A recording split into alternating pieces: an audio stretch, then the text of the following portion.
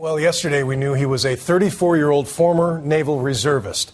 Today we know that he reported hearing voices in his head and recently bought a shotgun. Tragically, we can only connect those last two after Aaron Alexis killed 12 people and injured 8 more at the Washington Navy Yard on Monday morning. Once again, the country tries to make sense of the senseless while a dozen American families prepare to bury people they loved. And once again, it looks like warning signs were missed. Here's ABC's senior national correspondent Jim Avila on the latest in our continuing coverage of the Navy Yard shooting rampage. It was an amazing sight. A gunman on the loose at the Navy Yard, and a parked police helicopter hovers into range on purpose, hovering just above the building tops, lowering a rescue basket to tactical police below, pulling people to safety. And what was the urgency going on that you would do something so risky or dangerous? Well, we had people on the rooftop that needed to be evacuated, and that's the main priority at that point was to get the people off the rooftop. They didn't know much about the killer then, just that he was on the attack and he might have 1 or 2 accomplices. So Mike Abate leaned out of the copter, an M16 on his shoulder providing cover for his partners, the pilots, and an officer lowering the basket. How many times have you had to actually have a rifle in your hand while you're doing a rescue? A rifle for a rescue, this would be a first. What was the information you had going in about what was going on below? I just knew that there was an active shooter. One, or did you think there might be more? Initially, I was heard potentially there might be 2. Now we know what they were dealing with, just 30 feet below their rotors. What turned out to be just one gunman on a shooting rampage. But law enforcement authorities tell ABC News that man, Aaron Alexis, was in a final descent into madness, and the signs were all too obvious. Just last month, on August 7th at 6 in the morning, while Alexis was already working as a contractor on another military base, he called the Newport police in Rhode Island with a delusional tale, documented in a police report obtained by ABC News. He described the confrontation with an unidentified person who had sent 3 people to follow him and to keep him awake by talking to him and sending vibrations to his body through a microwave machine. He switched hotels 3 times that night trying to escape the voices. Newport authorities contacted Naval Station Police, but it's not clear exactly what action the military took. Late tonight, law enforcement sources tell ABC News Alexis sought treatment from the VA in both Rhode Island and Washington, D.C. for insomnia. It was just the latest in a decade-long string of disturbing incidents, including 3 arrests and a series of military infractions.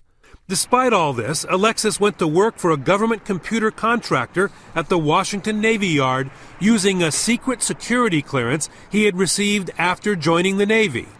He came to the D.C. area on August 25th, only 17 days after hearing those voices in Rhode Island. And today, 1 day after Alexis was shot and killed after brutally costing 12 others their lives, the FBI would not talk about his mental state.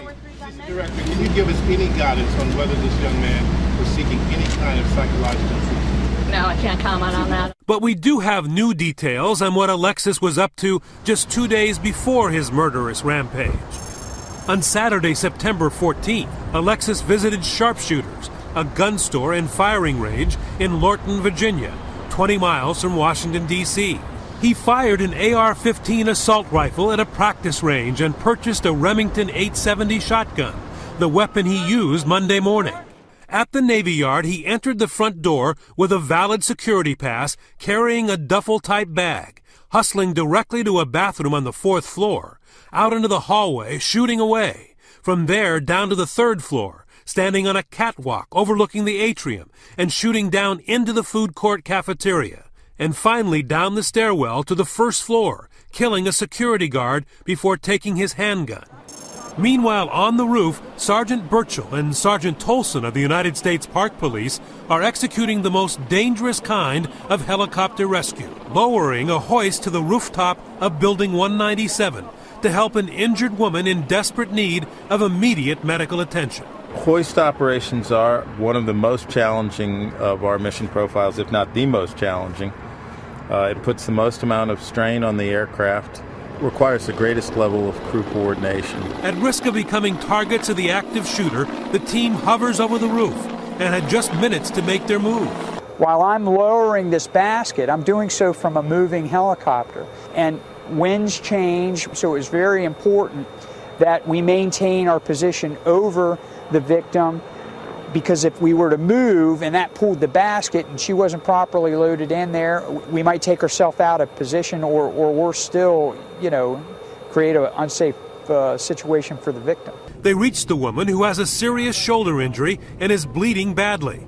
She is conscious, and they rush her to MedStar Hospital. She did describe the suspect for us and her whereabouts as she last knew them. And that's why I commented she was incredibly composed and very brave. With amazing teamwork, they're able to airlift 4 people to safety. We are definitely not heroes, but we saw a lot of heroes out there. We're just guys, we just did our part. But despite the heroism, Aaron Alexis could not be stopped until it was too late. A determined killer. John Weaver, a 13-year veteran of the Navy Yard, could not believe his eyes as he watched Alexis methodically murder 6 of his friends right where they worked. I heard a really loud bang. About 2 seconds later, I heard another really loud bang, and then I realized somebody is in here and they are shooting people. So I popped my head up and I saw him pointing his gun at my friend, and he shot her. So Weaver ducked behind his cubicle, pulled a cabinet to block the entrance, and while hiding beneath his desk, called 911. But the gunfire would not stop. A couple more shots went off, and this was with a shotgun. He was using a shotgun the whole time. I saw him with the shotgun, and I couldn't believe it. And he was proceeding to just walk through the building and just slaughter people. And I probably heard 30 shots. So then the fire alarm went off. And that was my signal to get out of there.